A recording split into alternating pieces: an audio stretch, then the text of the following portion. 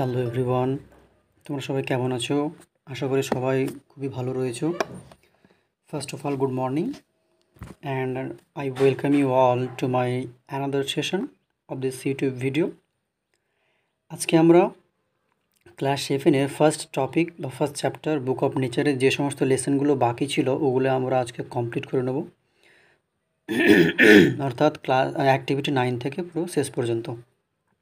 ওকে, so আমরা সেশনটা শুরু করছি। Let's start.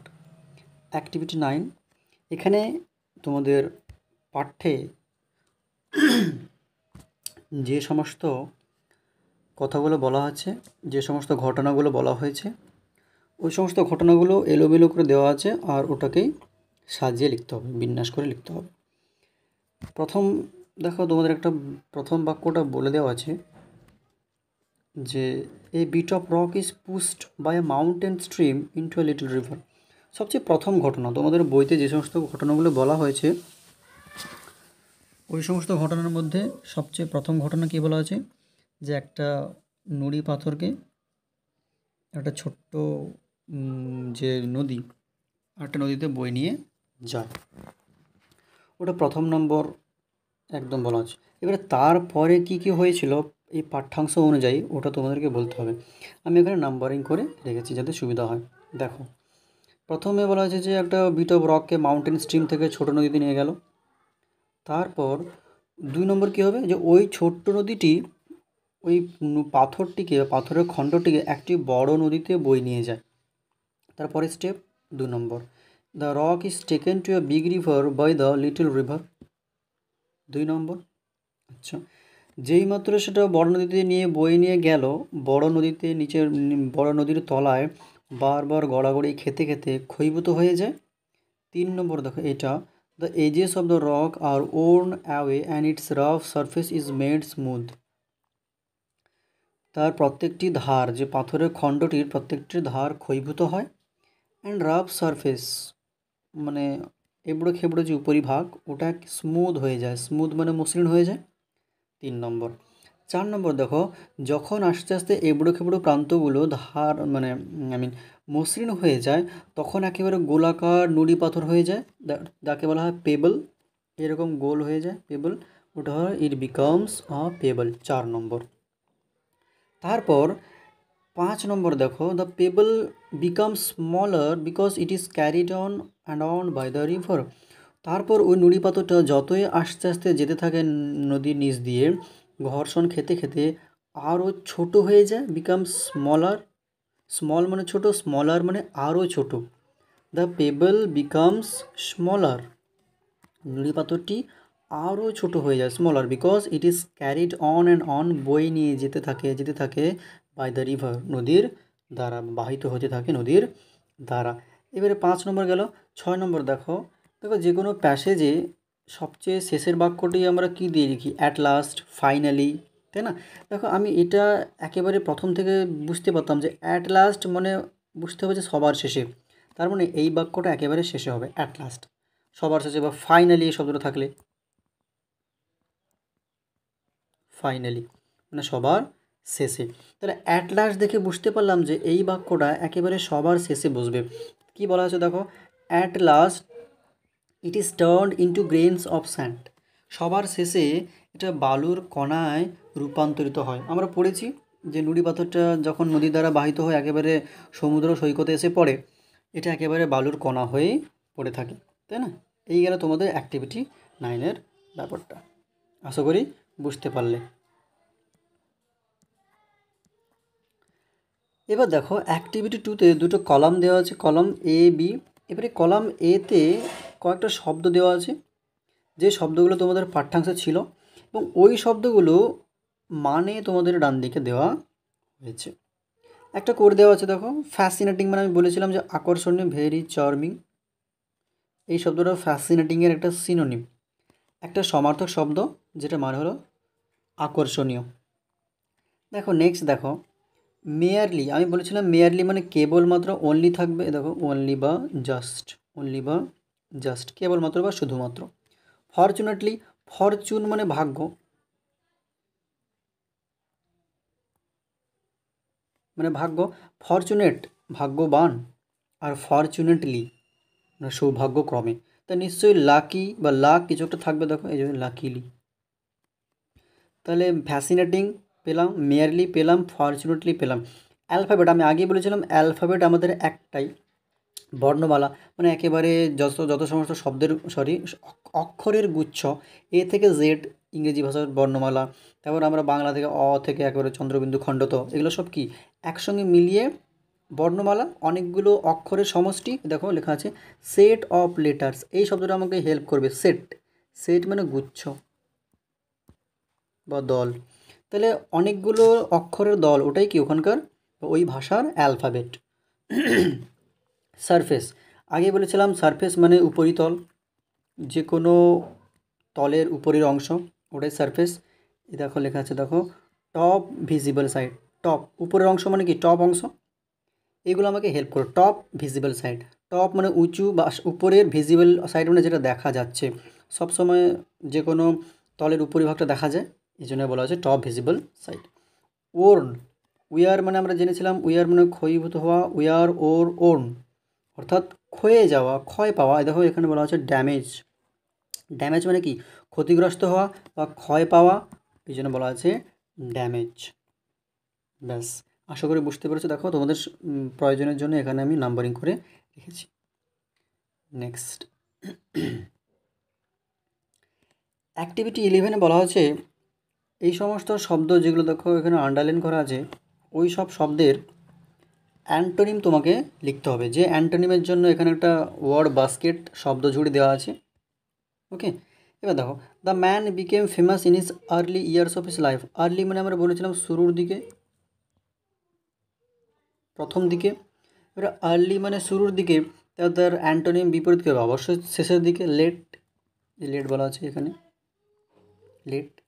Next, she is looking very happy, happy মানে সুখী, আনন্দিত, অ্যান্টোনিম স্যাড, সবাই জানি আমরা এটা, সহজ খুবই। The trunk of this huge tree has a smooth bark. একে বলি ট্রাঙ্ক মানে গাছের গুঁড়ি বা কাণ্ড, ওকে কাণ্ড। এই হিউজ ট্রি এই বিশাল বড় গাছটির যে কাণ্ড রয়েছে, that has a smooth bark, bark মানে গাছের ছাল, বার্ক মানে গাছের ছাল। এখানে একটা কথা বলে রাখি, বার্ক মানে গাছের চামড়া বা গাছের ছাল, আর হাইড, HIDE, হাইড মানে পশুর চামড়া, হাইড মানে কি পশুর চামড়া। তোমরা বলে দাদা স্যার না তো, হাইড মানে তো লুকোনো। আমি আবার বলছি, একই শব্দ একই উচ্চারণ, but they have different meaning sometime. Okay, এই HIDE হাইড মানে আমরা আগে থেকে জেনে রেখেছি হাইড মানে লুকোনো, that's okay, that's right. But alongside this HIDE hide is a noun here. এখানে হাইড হলো একটা নাউন, যার মানে হলো যে কোনো পশুর চামড়াকে আমরা হাইড বলতে পারি, HIDE। আশা করি ক্লিয়ার হয়েছে। নেক্সট, তাহলে স্মুথের অ্যান্টোনিম বারবার পড়েছি, আর বলা দরকার নেই, রফ, অমসৃণ। Next, Jatin found a pencil box on his way to school. School যাওয়ার পথে যতীন একটা পেন্সিল বক্স খুঁজে পেয়েছিল। ফাইন্ড, ফাইন্ডের পাস্ট টেন্স ফাউন্ড, তাহলে অ্যান্টোনিম কী হবে? অবশ্যই হারিয়ে ফেলেছিল, lost. Next, Smith learn to subtract, subtract মানে বিয়োগ করা, সাবট্রাক্ট মানে কি বিয়োগ করা। অ্যান্টোনিম কী হবে? অবশ্যই অ্যাড বা সাম হবে। এখানে সাম নেই, এখানে অ্যাড লেখা আছে, আমি একটা এক্সট্রা দিয়ে দিলাম, সাম মানেও যোগ করা। দেখো এগুলোতে বেশি সময় নিচ্ছে না, কারণ এগুলোতে কিছুই নেই। যেটাতে সময় নেব এবার নেক্সট পোর্শনটাতে। ওকে, আমি এই 12টা না পড়িয়ে আমি আগে 13টা পড়াচ্ছি। ওকে, আচ্ছা, এখানে আমরা জানবো পজেসিভ অ্যাডজেক্টিভ আর পজেসিভ প্রোনাউন, পজেসিভ অ্যাডজেক্টিভ আর পজেসিভ প্রোনাউন।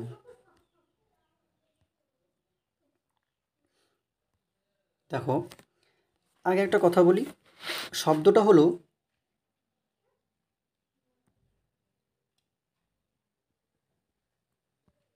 পজেসিভ, শব্দটা কি পজেসিভ। আচ্ছা, এই পজেসিভ শব্দটা পজেশন থেকে এসছে, POSSESSION, পজেশন। পজেশনটার মানে হলো কোনো কিছু কারোর অধিকারে থাকা, অধিকারে থাকা। আমরা বলি না তিনি অনেক গুণাবলীর অধিকারী, অধিকারী মানে কি, তার মধ্যে অনেক কিছু গুণাগুণ রয়েছে। এই জমিটার মালিক বা এই জমিটার অধিকারী আমি। ওকে, আই পজেস দিস ল্যান্ড, তার মানে এই ল্যান্ডটা আমার অধিকারে বা আমার নিজের মালিকানাভুক্ত রয়েছে। অর্থাৎ এই পজেশন থেকে এসছে পজেসিভ। তাই এবার বুঝতে পারলে যে পজেসিভ নাউন হোক বা পজেসিভ প্রোনাউন, পজেসিভ অ্যাডজেক্টিভ হোক বা পজেসিভ প্রোনাউন হোক, দুটোর অর্থ কিন্তু বোঝাবে যে কোনো বস্তু কোনো একজন ব্যক্তির মালিকানার মধ্যে রয়েছে। ওটা হলো পজেসিভ অ্যাডজেক্টিভ বা পজেসিভ প্রোনাউন। তাহলে যাই হোক না কেন, এখানে পজেসিভ সেন্সটা আসবেই, অর্থাৎ মালিকানা বোঝাবে। যেমন আমরা দুটো পড়ব, একটা হলো পজেসিভ অ্যাডজেক্টিভ আর একটা পজেসিভ প্রোনাউন। প্রথমে তোমাদের পজেসিভ অ্যাডজেক্টিভটা একটু বুঝিয়ে ফেলি, তারপরে পজেসিভ প্রোনাউনটা, আর তারপরে কিভাবে এই বাক্যে শব্দকে দেখে বুঝবো যে ওটা পজেসিভ অ্যাডজেক্টিভ না পজেসিভ প্রোনাউন। ওকে, আগে পজেসিভ অ্যাডজেক্টিভটা বুঝে নিই।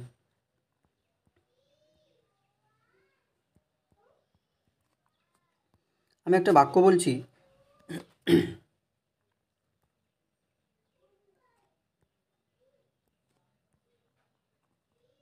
This is my book.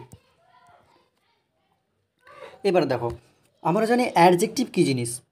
Adjective হলো এমন একটি শব্দ যে কোনো নাউনের আগে বসে ওই নাউনকে মডিফাই করবে। আবার বলি, অ্যাডজেক্টিভ কী জিনিস? এমন একটি শব্দ যা কোনো নাউনের আগে বসে ওই নাউনকে মডিফাই করবে। এবারে আমি একটা কথা বলি, মডিফাই মানে কি? এই যে বললাম মডিফাই শব্দটা, এই মডিফাই শব্দটার মানে হলো, তোমাদের সুবিধার জন্য বলে রাখি, মডিফাই এখানে বলা হচ্ছে ওই নাউন সম্পর্কে এক্সট্রা কোনো তথ্য দেবে, এক্সট্রা কোনো ইনফরমেশান দেবে, ওটাই হলো তার মডিফাইয়ের অর্থ। তাহলে আমি যদি এটা বলতাম যে দিস ইজ,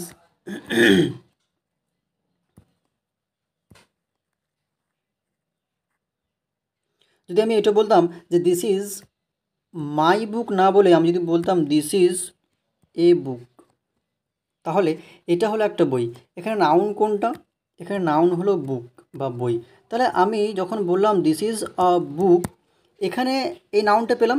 তারপর আমি বলছি দিস ইজ মাই বুক, এই বইটা কার? আমার বই। তাহলে এই বই সম্পর্কে আমি এক্সট্রা কী তথ্য পেলাম? যে হ্যাঁ, এই বইটা আমার মালিকানাভুক্ত রয়েছে। তাহলে এখানে এক্সট্রা ইনফরমেশন কি? আগে জানছিলাম বইটা এটা হলো একটা বই, তারপর বলছি দিস ইজ মাই বুক, এই বইটা হলো আমার। তাহলে এখানে মাই শব্দটা বসার পরে এই বইটা যে আমার দখলে রয়েছে, আমার অধিকারে রয়েছে, এটা বোঝাচ্ছে। তাহলে এখানে কি মাই কি? এখানে অ্যাডজেক্টিভ। অ্যাডজেক্টিভ কেন? ওটা নাউনের আগে বসে নাউন সম্পর্কে একটা এক্সট্রা তথ্য দিচ্ছে, তাই ওটা অ্যাডজেক্টিভ। আবার এটা পজেসিভ অ্যাডজেক্টিভ কেন? এই শব্দটার দ্বারা কোনো ব্যক্তির মালিকানা বোঝাচ্ছে বা কোনো ব্যক্তির অধিকারে যে এই বইটা রয়েছে ওটাই বোঝাচ্ছে। তাহলে আমরা পেলাম মাই এখানে possessive plus adjective, so it is called possessive adjective. Possessive কেন?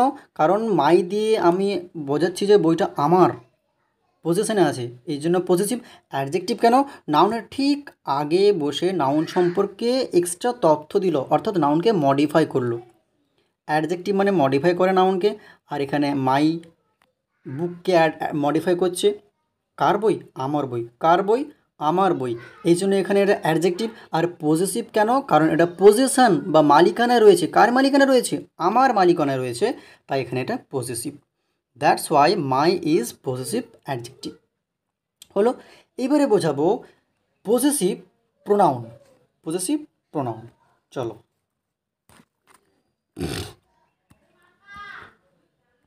পজেসিভ প্রোনাউন, আবার একটা বাক্য লিখে ফেলি। ওকে,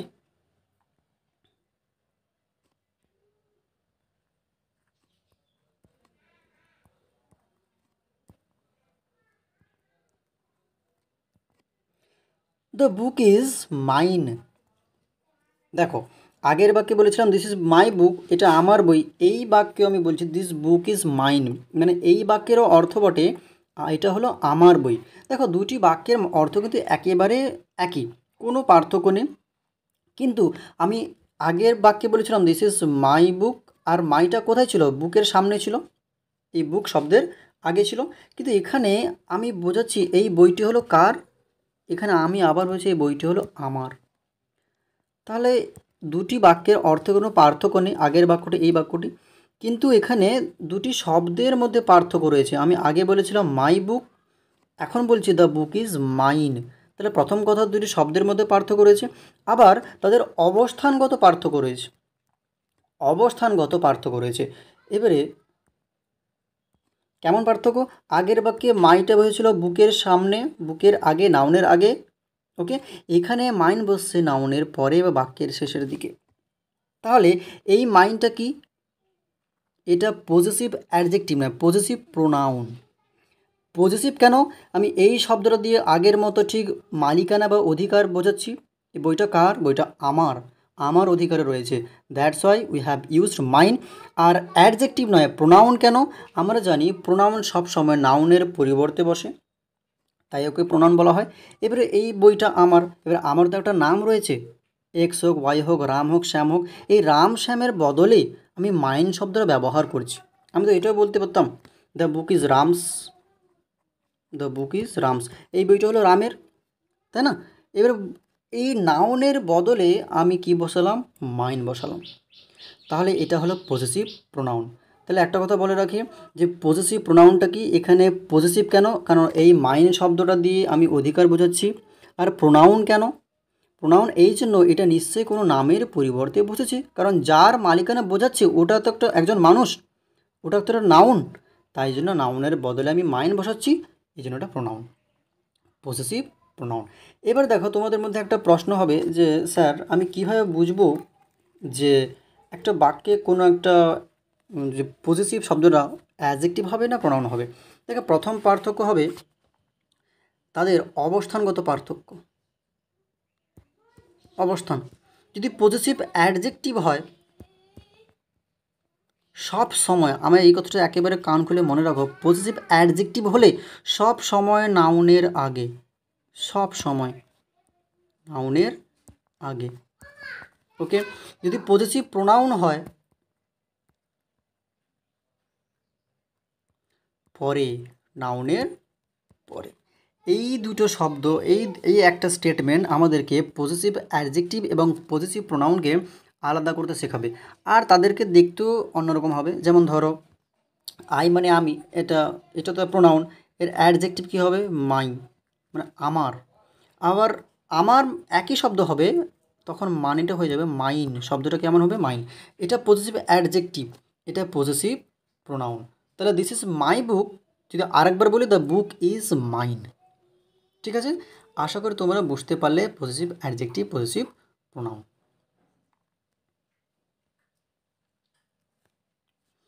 নেক্সট দেখো এখানে তোমাদের কি বলা আছে, দেখো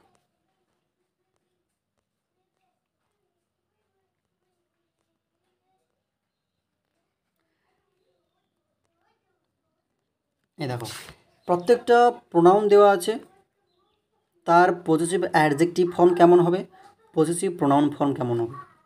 প্রথম কথা বলি আই মানে আমি, আমার হলো possessive adjective. Are mine, MINE, মাইনটা কি? Possessive pronoun, okay. উই মানে আমরা, আমাদের, আমরা বাংলায় কী বলি? আমাদের বাড়ি, আমাদের ঘর, আমাদের সব কিছু আমাদের। তাহলে উই থেকে হবে আওয়ার, OUR, আওয়ার। আর দেখো ওর পজিটিভ প্রোনাউন কী হবে? তার সঙ্গে এস যোগ করো, আওয়ার্স। তাহলে উই, আওয়ার, আওয়ার্স। নেক্সট আমার এখানে বলা আছে যে ইয়োর পজিটিভ অ্যাডজেক্টিভ, তোমার বই, ইয়োর বুক। তাহলে প্রোনাউনটা কোত্থেকে এসছে? ইউ নিশ্চয়ই, ইউ মানে তুমি, তুমি, তোমার, তোমার। তাহলে you, your, yours, okay. Next he, he থেকে, আচ্ছা হি মানে কি? সে, সে মানে তার, হি মানে সে, তার মানে হিজ, হিজ, এটাও হিজ। এখানে লক্ষ্য করো হি প্রোনাউন থেকে যে অ্যাডজেক্টিভ বা প্রোনাউনটা এসছে দুটো সেম, হি থেকে হিজ, হিজ। এবার দেখো হার্স, নিশ্চয়ই এখানে হার হবে, HER, হার। তাহলে এখানে সি হবে, কারণ সিটা এখানে স্ত্রীবাচক। তাহলে সি, হার, হার্স। ওকে, নেক্সট। তারপর দেখো ইট, ইট থেকে ইটস, আইটিএস, আবার এটা আইটিএস। তাহলে ইট থেকে ইটস আর ইটস। আচ্ছা, তারপর বলা আছে দেয়ার, দেয়ার মানে তাদের, এর প্রোনাউন কী হওয়া উচিত? তারা, মানে দে, THEY, দে, দেয়ার, দেয়ার্স। আচ্ছা, এখানে আমরা আরেকটা পার্থক্য বুঝতে পারলাম পজিটিভ অ্যাডজেক্টিভ অ্যান্ড প্রোনাউনের মধ্যে, ওটা হলো তাদের স্ট্রাকচারাল ডিফারেন্স। দেখো সমস্ত পজিটিভ প্রোনাউনের লাস্টে দেখো এস যোগ করা আছে। যেমন যে অ্যাডজেক্টিভটা পাবো ইয়োর, তার সঙ্গে আমি এস যোগ করবো, ইয়োর্স। ওকে, দে মানে তারা, তাদের, দেয়ার, এস যোগ করবো, দেয়ার্স। ইট মানে এটা, এটার, ইটস, এটার, ইটস, এস যোগ করলাম। সি মানে সে, হার মানে তার, হার্স মানে তার, এটা এস যোগ করলাম। শুধু মাইন্ডটা একটু এক্সেপশন হয়ে যাচ্ছে এখানে। আই মানে আমি, মাই মানে আমার, মাইন মানেও আমার। তাহলে আশা করি তোমরা বুঝতে পারলে যে পজিটিভ অ্যাডজেক্টিভ আর পজিটিভ প্রোনাউনের মধ্যে ডিফারেন্সটা কি। প্রথম ডিফারেন্স পজিশন, অবস্থান। যে পজিটিভ অ্যাডজেক্টিভ সব সময় নাউনের আগে বসবে। কোন নাউনের আগে বসবে? যে নাউনটাকে সে মডিফাই করেছে। আমাদের বাগান, আওয়ার গার্ডেন। কাদের গার্ডেন? আমাদের গার্ডেন। তাহলে এই গার্ডেনকে মডিফাই করছে আওয়ার, আওয়ারটা সবসময় গার্ডেনের আগে বসবে। ওকে, আশা করি তোমরা বুঝতে পারলে। নেক্সট 13 বিতে দেখো, যেটা আমরা তোমাদেরকে শেখালাম আমি, ওটারই একটা অ্যাপ্লিকেশান এখানে দেখানো হচ্ছে। দেখো বলা আছে possessive pronouns and possessive adjective বসানো সঠিক জায়গা কেমন, কীভাবে বসবে ওখানে বলতে হবে, লিখতে হবে। দেখো বলা আছে, দেখো yesterday I forgot to take back dash pen from Sunil. প্রথম দেখো এখানে প্রোনাউনটা কী আছে? আই আছে। তাহলে আই এখানে যা থাকবে ড্যাশটা ওই রকম আমাদের দেখতে হবে। যদি বলা থাকে এখানে, যদি বলা থাকে হি, প্রথমে অ্যান্সারটা বলে দিই যে yesterday I forgot to take back dash pen from Sunil. Take back মানে ফিরিয়ে নেওয়া। তাহলে আমরা কী বলি যে আমি গতকাল সুনীলের কাছ থেকে আমার কলমটা নিতে ভুলে গেছি, তাই না? তাহলে আমি ছিল, তাই আমি আমার লিখেছিলাম। তাহলে আমি কালকে সুনীলের কাছ থেকে আমার পেনটা নিতে ভুলে গেছি। তাহলে প্রথমে এখানে প্রোনাউন ছিল আমি, তারপর পজিটিভ অ্যাডজেক্টিভ কী বললাম? আমার। এখানে যদি তুমি থাকতো বলতাম তোমার। তাই জন্য এখানে বলা আছে, দেখো আই ফরগট ব্যাক, তাহলে এখানে আইয়ের কী হয়? মাই হয়। তাহলে মাই পেন। এবার তুমি বলতে পারো যে স্যার আমি মাই কেন? আই থেকে তো মাই ছাড়া মাইনও হয়, মাইন লিখবো না কেন? না, লিখবো না, কারণ এখানে যে নাউনটা বলা আছে, দেখো আমি বলেছিলাম যে পজিটিভ অ্যাডজেক্টিভ সর্বদা ওই নাউনের আগে বসে। এই পেন নাউন, কার পেন? আমার পেন। এখানে মাইন মানেও আমার, মাই মানেও আমার। তাহলে কোনটা চুজ করব? আমি দেখলাম যে এখানে পেন একটা নাউন আছে, এই নাউনের আগে তাহলে কী বসবে? অবশ্যই মাই বসবে, কারণ মাইটা হলো পজিটিভ অ্যাডজেক্টিভ। তাহলে উত্তর কী হবে? I forgot to take back my pen. কার কলম? আমার কলম। যদি এখানে লেখা থাকতো ইউ, লেখা থাকতো you, yesterday you forgot to take back, তুমি কালকে ভুলে গেছিলে তোমার পেন ফেরত নিতে, তাহলে তোমার, ওটা ইংরেজি কী হবে? ইয়োরও হতে পারে আর ইয়োর্সও হতে পারে, কিন্তু কোনটা বসাবো? সেই একই লজিক। ইয়োরটা হলো পজিটিভ অ্যাডজেক্টিভ, যা সর্বদা নাউনের আগে বসবে। তাই এখানে কি লিখবো? You forgot to take back your pen. Okay, তাহলে এখানে ইউ থাকলে ইয়োর হতো। এখানে যেহেতু আই আছে, এই প্রোনাউনটা ফিক্স করবে এখানে কোনটা বসবে। তাহলে আমি কালকে ভুলে গেছিলাম আমার কলম নিতে, তাই I forgot to take back my pen from Sunil. Okay, এবারে next, I gave him dash in the class because he did not bring dash. এবারে আমি তাকে দিয়েছিলাম আমার কলমটা ইন দ্য ক্লাস, ক্লাসের মধ্যে, because he did not bring dash, কারণ সে তার কলমটা নিয়ে আসেনি। তা আমি তাকে আমার কলমটা দিয়েছিলাম ক্লাসের মধ্যে, কারণ সে ডিড নট ব্রিং, সে আনেনি, কারটা? তার নিজেরটা সে আনেনি। তাহলে আই গেভ হিম, আবার বলছি এখানে মাইও হতে পারে, মাইনও হতে পারে, কিন্তু কোনটা সঠিক হবে? কারণ আমার ইংরেজি মাইও হয়, মাইনও হয়, কিন্তু এখানে দেখো, এখানে কোনো ড্যাশের পরে কোনো নাউন নেই। এখানে যদি কোনো নাউন থাকতো তাহলে তারাই কী বসতো?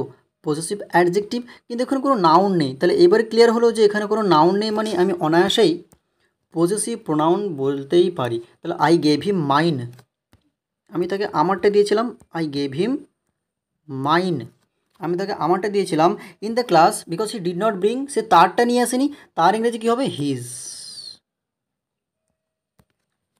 ওকে, আর হি থেকে হিজ, হিজ দুটোই আমাদের একই, পজেসিভ অ্যাডজেক্টিভও হিজ, পজেসিভ প্রোনাউনও হিজ। তাহলে এখানে কী বসবে? এখানে অবশ্যই পজেসিভ প্রোনাউন বসবে, কারণ এখানে কোনো নাউন নেই যে তার আগে আমি পজেসিভ অ্যাডজেক্টিভ বসাবো। আশা করি ক্লিয়ার হলো।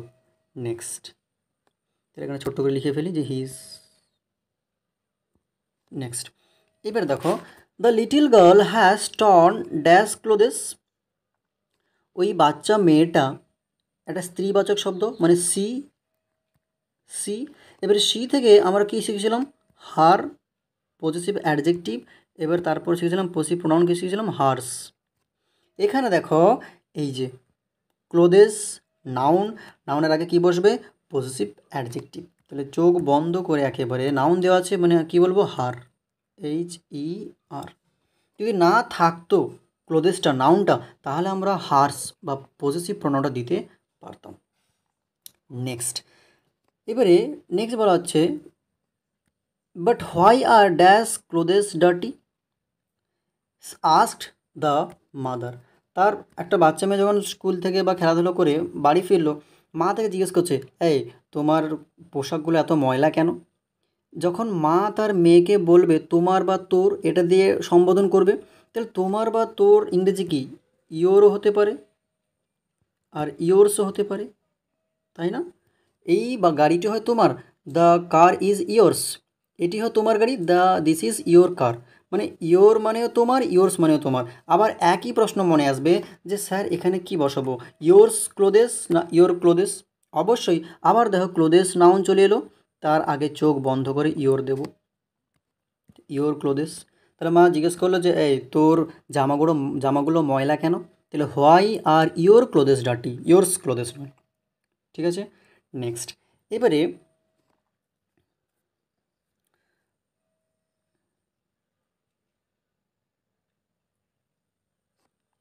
নেক্সট, এবার দেখো উই হ্যাভ, এবারে প্রশ্নের উত্তরে বাচ্চা মেয়েটা, আচ্ছা বাচ্চা মেয়ে নয়, বাচ্চা মেয়ে যে তার ভাইটা উত্তর কী দিচ্ছে যে মা আমরা খেলার জন্য বা খেলতে গিয়ে ময়লা করে ফেলেছি। We have soiled dash clothes while playing outside they said. তারা বলল, মানে একের চেয়ে বেশি লোক ছিল, তাহলে কী বলো? উই হ্যাভ, আমরা আমাদের পোশাকগুলো ময়লা করে ফেলেছি। এবারে আমাদের ইংরেজি কি? আওয়ারও হতে পারে, আওয়ার্সও হতে পারে, কিন্তু এখানে কি বসাবো? আবার একই লজিক, ক্লোদেস নাউন চলে এলো, তাহলে নাউনকে মডিফাই করবে অ্যাডজেক্টিভ অর্থাৎ পজিটিভ অ্যাডজেক্টিভ। কোনটা পজিটিভ অ্যাডজেক্টিভ, আওয়ার না আওয়ার্স? একেবারে our. We have soiled our clothes while playing outside they said. তাহলে মা তাদেরকে জিজ্ঞেস করলে কেন তোমরা তোমাদের জামাটা নোংরা করে ফেলেছো? হোয়াই আর ইয়োর ক্লোদেস,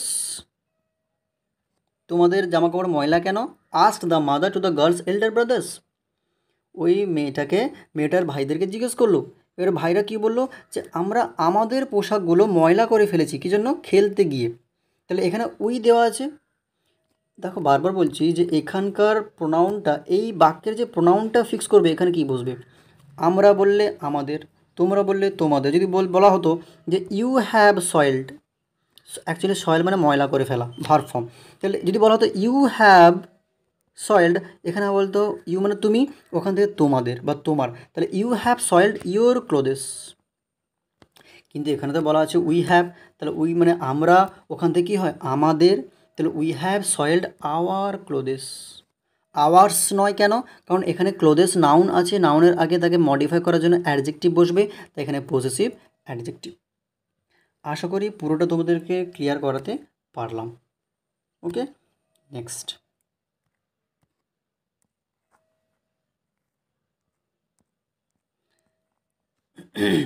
আমি, আমরা, আমাদের, তুমি, তোমরা, তোমাদের। এবার আমরা, আমাদের, সে, তার, এটা, এটার, এটার, তার তার তার, দে মানে তারা, তারা, দেয়ার মানে তাদের তাদের। এরকম বাংলার এই শব্দগুলো মনে রাখতে হবে, কারণ আমরা জানি যে যে কোনো ভাষা, যেহেতু বাংলা আমাদের মাতৃভাষা, তাই আমরা যে কোনো ল্যাঙ্গুয়েজকে ভাবার আগে আমরা সর্বদাই বাংলাতেই আমরা কল্পনা করি। আমাদেরকে এইগুলো একটু খেয়াল রাখতে হবে। ওকে, নেক্সট। এবার দেখো 12 নম্বর এতে কি বলা আছে। আচ্ছা, তোমাদের 12 নম্বরে বলার আগে একটু জানাতে হবে যে অ্যাপোস্ট্রফি এস এর ব্যবহারটা কী রয়েছে। প্রথমে আগে বলে রাখি যে অ্যাপোস্ট্রফি এস,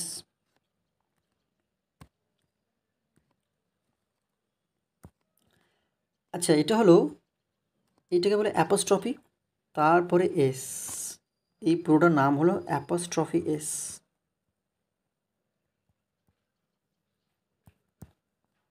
এটা এই চিহ্নের নাম অ্যাপোস্ট্রফে, তারপর এস।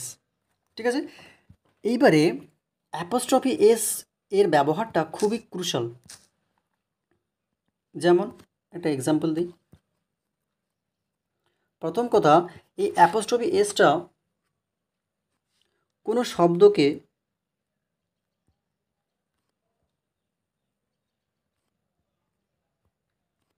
ছোট করতে লাগে,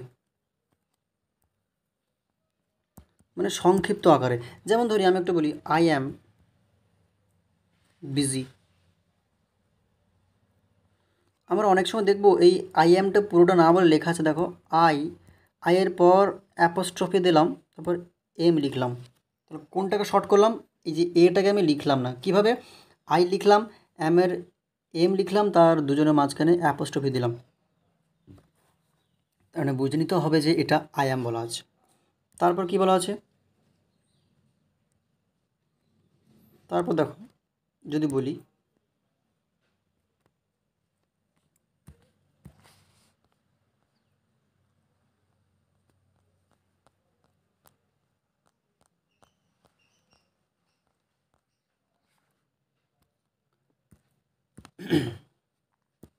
দেখো, তারপরে যদি বলি দে আর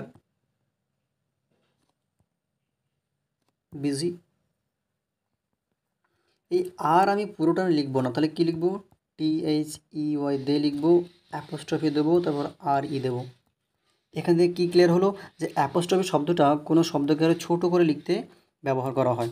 ঠিক আছে, এরপর সবচেয়ে যেটা গুরুত্বপূর্ণ ওটা হলো সেই মালিকানা বোঝাতে, মালিকানা। যেমন বলি রামের বই, ইংরেজিতে কী বলবো, রামস বুক, রামস বুক মানে রামের বই। একইভাবে যদি বলি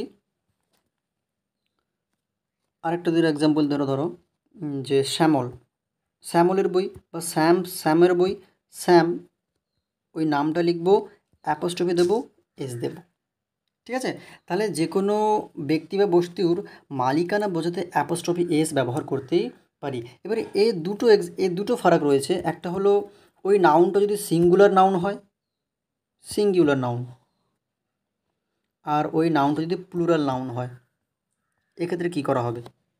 দেখো যদি বলি যে একটা বই রয়েছে, বালকটির বই, বালকটির বই, একটি বালক ধরো একটি ছেলে রয়েছে, তার বই রয়েছে দ্য বয়েজ বুক, ছেলেটির বই। এখানে একটি ছেলে সিঙ্গুলার নাউন, তার মালিকানার জন্য বয়ের পর অ্যাপোস্ট্রফি এস দিলাম, ওই বালকটির বই। এবার দেখো অনেক ক্ষেত্রে মনে হয় যে একটাই জিনিস, একটাই বস্তু অনেকজন বালকের অধিকারে আছে। যেমন ধরো তোমরা পড়েছো যে আমরা যারা ছেলেরা যারা স্কুলে পড়ি, যারা মেয়েরা স্কুলে পড়ি, আমরা কি বলি, বালিকা বিদ্যালয়, বালিকা বিদ্যালয়। আচ্ছা, ওই বিদ্যালয়টা তো আর একটা ছেলের অধিকার বা একটা মেয়ের অধিকার নয়। ওই বিদ্যালয়টা সমস্ত স্কুলে যতজন, হাজার হোক 1,500 জন মেয়ে পড়ে, তাদের সবার অধিকারী। তাহলে এখানে গার্ল আর কোনো সিঙ্গুলার নয়, অর্থাৎ এটা গার্লস হয়ে গেল। তাহলে অনেকগুলো মেয়ে অর্থাৎ প্লুরাল নাউনের অধিকার বোঝাতে গেলে ওই প্লুরাল নাউনটা বসিয়ে আমি শুধু অ্যাপোস্ট্রফি লাগাবো, আর আমি এস ব্যবহার করব না। দেখো তোমাদের সবার স্কুলে লেখা আছে দেখবে girls high school, boys high school, আর সব সময় এসের পরে অ্যাপোস্ট্রফি থাকবে, কারণ এখানে গার্লস একটা শব্দ, প্লুরাল নাউন, আর অনেকগুলো মেয়ের অধিকারে স্কুলটা আছে, তাই প্লুরাল নাউনটা বসাবো, এস দিলাম, তারপর শুধু অ্যাপোস্ট্রফি দিলাম, কোনো এস দেবো না। এবার মনে হতে পারে স্যার কেন দেবো না, কেন দেবো না, আমি যদি বলি অ্যাপোস্ট্রফি গার্লসের জন্য এস দিলাম, আবার অ্যাপোস্ট্রফি আবার এস দিলাম, এটা ডাবল এসের একটা সাউন্ড চলেছে, এরকম একটা সাউন্ড আসছে, এই সাউন্ডটাকে অ্যাভয়েড করার জন্য আমরা শুধু গার্লস লিখে অ্যাপোস্ট্রফি দিলাম, লিখলে বোঝা যাবে যে অনেকগুলো মেয়ের অধিকারে বিদ্যালয়টা রয়েছে। একইভাবে বয়েজ স্কুল, বি ও ওয়াই এস, এটা প্লুরাল নাউন, তারপর শুধু অ্যাপোস্ট্রফি দিয়ে ছেড়ে দেবো। যদি একটা ভালো করে হতো তাহলে কী লিখতাম, তাহলে বিও ওয়াই লিখতাম, অ্যাপোস্ট্রফি তারপর এস দিতাম, কারণ একটা ছেলের অধিকারে বয়েজ স্কুল, এটা তো সম্ভব হয় না, তাই লিখতে হবে কি boys school, B O Y S তারপর অ্যাপোস্ট্রফি। আর একটা ডেলি লাইফের একটা বড় মিস্টেক যেটা ছেলেমেয়েরা করে, ওটা হলো টিচার্স ডে। কী লিখে বাচ্চারা, টিচার্স ডে।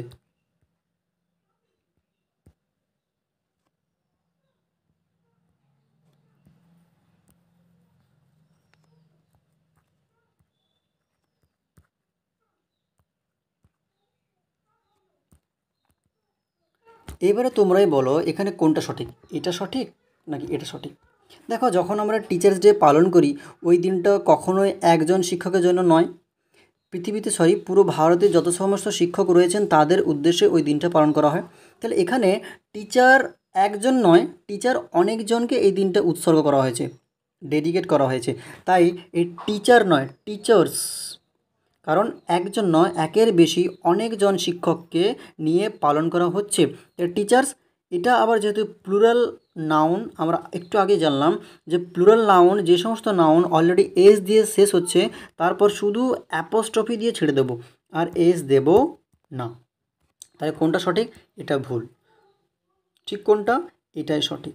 টিচার্স ডে, তাহলে টিচার্স ডে এর মধ্যে টিচার শব্দটা প্লুরাল নাউন যার শেষে এস রয়েছে, তারপরে শুধু অ্যাপোস্ট্রফি দিয়ে আমি ছেড়ে দেবো,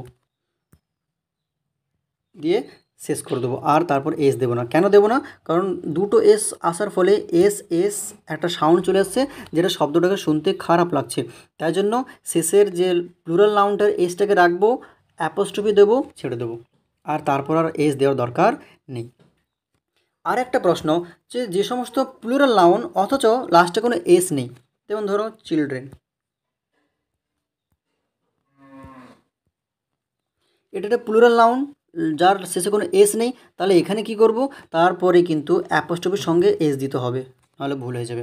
যেমন ধরো শিশুদের ছড়া, চিলড্রেন্স পোয়েম, এবারে চিলড্রেন শব্দটা প্লুরাল নাউন যার সাথে কোনো এস নেই, এক্ষেত্রে কিন্তু অ্যাপোস্ট্রফির সঙ্গে এসটা লাগাতেই হবে, নাহলে ভুল হয়ে যাবে। ধরো চিলড্রেন্স বুক, যে সমস্ত বই আমরা ছোটোবেলা থেকে পড়ে আসছি, ওটা তো আর একজনের জন্য নয়, ওটা ভারতের যে কোনো প্রত্যেকটা বা সমস্ত ছেলেদের জন্য হয়, তাই চিলড্রেন অনেকদের জন্য বই, তারপরে অ্যাপোস্ট্রফি এস দেবো, অ্যাপোস্ট্রফি এস দেবো।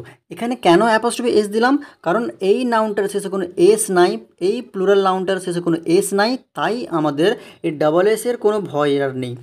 এর আগে যেমন টিচার্স, ডাবল এসের একটা সাউন্ড খারাপ লাগছিলো শুনতে, এক্ষেত্রে ডাবল এসটা আর আসবে না, তাই অ্যাপোস্ট্রফির পর অবশ্যই এস লাগাতে হবে। আশা করি তোমাদের ক্লিয়ার হলো। এবার দেখো তোমাদের যে সমস্ত এখানে অ্যাক্টিভিটিগুলো রয়েছে ওগুলো আমি এখানে করে দিচ্ছি।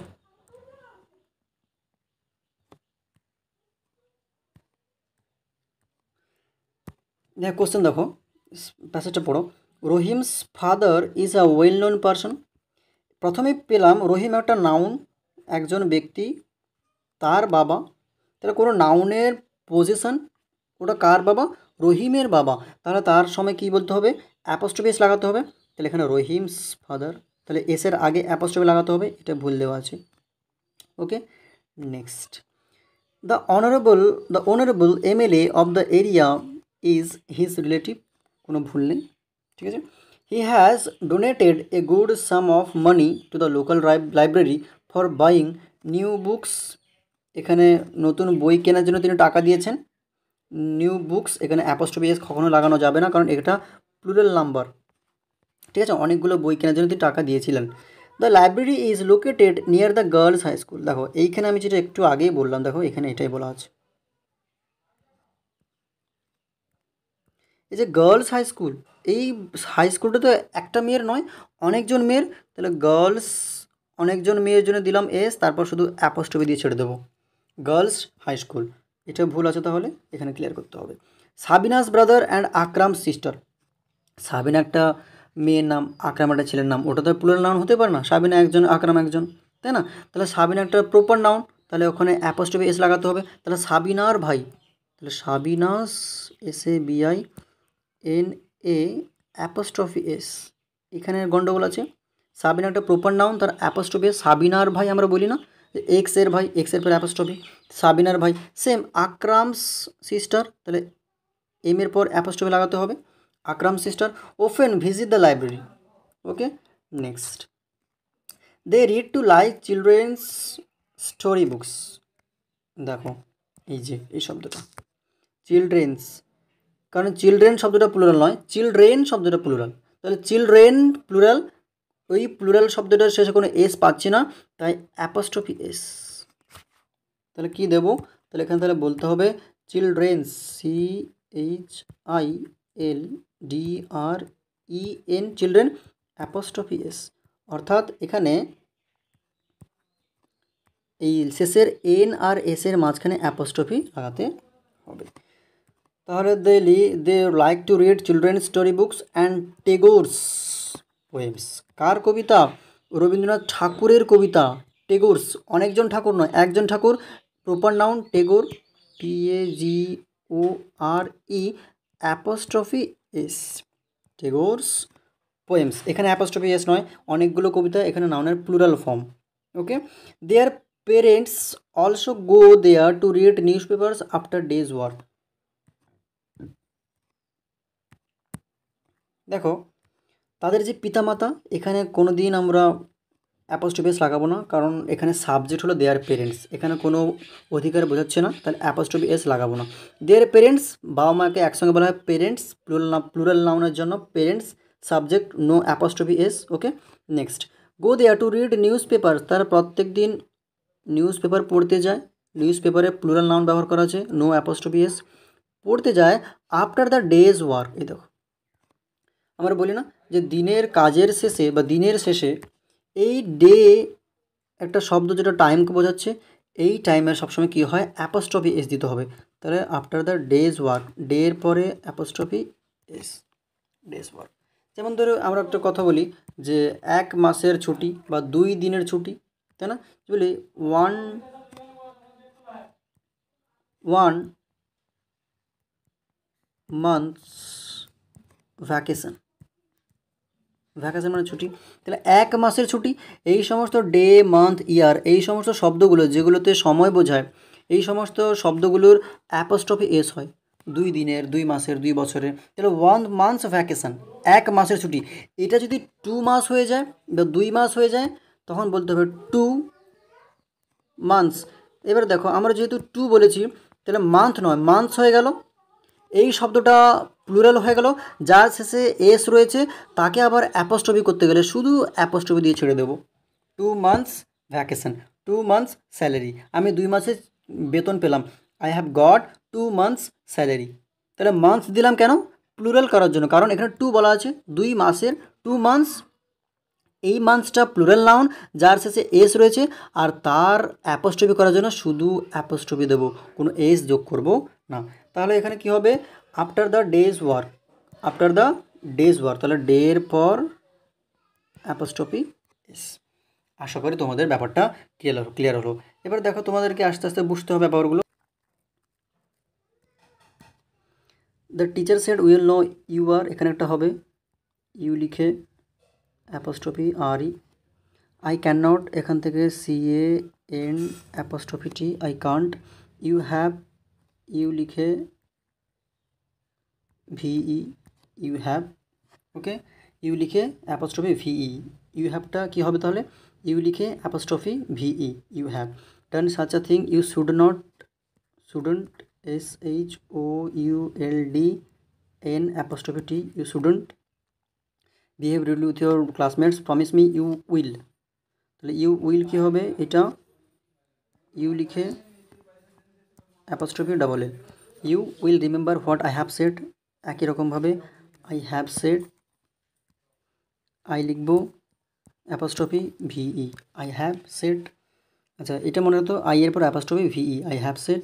নেক্সট আই এম সরি, এটা জানলো আই অ্যাপোস্ট্রফি এম, আর আই সেলটাও আই এর পর ডাবল এল, সরি এটা আরেকবার লিখে দিই, ওটা হবে I shall, I apostrophe double L. ব্যাস, দেখো এখানে তোমাদের বুক অফ নেচারে যে সমস্ত অ্যাক্টিভিটিগুলো রয়েছে ওই অ্যাক্টিভিটিগুলো আমি পুরো ক্লিয়ার করে দিয়েছি। এর আগের ভিডিওতে আমরা যতটা করতে পারিনি আজকে পুরো কমপ্লিট করে দিয়েছি। আশা করি তোমাদের সেশনটা বুঝতে পেরেছো। এখানে আমাদের শিক্ষণীয় বিষয় আজকে কী কী ছিল, যে অ্যাপোস্ট্রফি এস বা অ্যাপোস্ট্রফি ব্যবহারটা কীভাবে করব, তারপর পজিটিভ অ্যাডজেক্টিভ আর পজিটিভ প্রোনাউন এই দুটো সম্পর্কে খুব ভালো করে আমরা জানলাম, তাই না? আশা করি আজকের সেশনটা তোমাদের খুব কাজে এসছে। এভাবে আমার সঙ্গে থেকো, ভালো লাগলে অবশ্যই লাইক শেয়ার সাবস্ক্রাইব করে দিও। That's all for today, thank you so much, have a good day.